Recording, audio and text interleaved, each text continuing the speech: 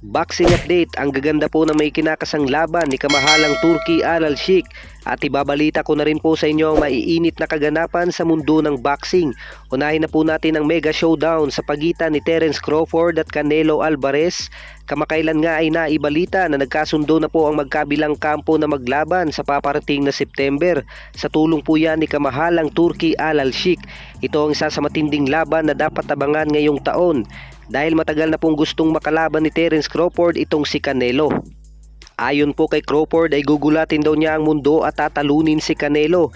Hindi pa raw ipinapakita ni Terence Crawford ang kanyang tunay na lakas at masasaksihan daw ito sa mismong laban. Samantala sa iba pang balita, mainit po ang bangayan ni Tank Davis at Crawford.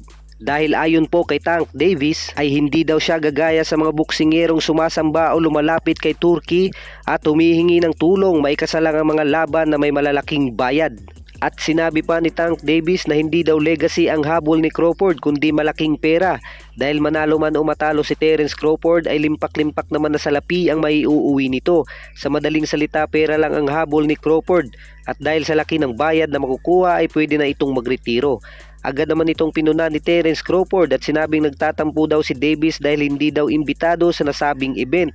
Sinabi rin ito na ubos na daw ang pera ni Tank Davis dahil nagdedemand ito ng malaking bayad na umaabot nga sa $150 million, may kasalang ang rematch nila ni Ryan Garcia. Dagdag pa ni Terence Crawford ay wag daw maging duwag si Tank Davis. Labanan niya daw ang malalakas sa kanyang dibisyon at pagharian ito. Kung gusto daw ni Tank Davis na may mapatunayan, labanan niya daw si Shakur Stevenson at Keishon Davis. Samantala sa iba pang balita, Shakur Stevenson sinabi ang gustong sunod na makalaban.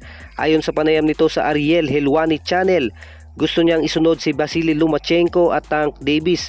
Matapos daw nitong baklasin ang bata ni Oscar De La Hoya na si Floyd Kid Austin Schofield sa paparating na February. Idedepensa nito ang kanyang titulong WBC lightweight belt.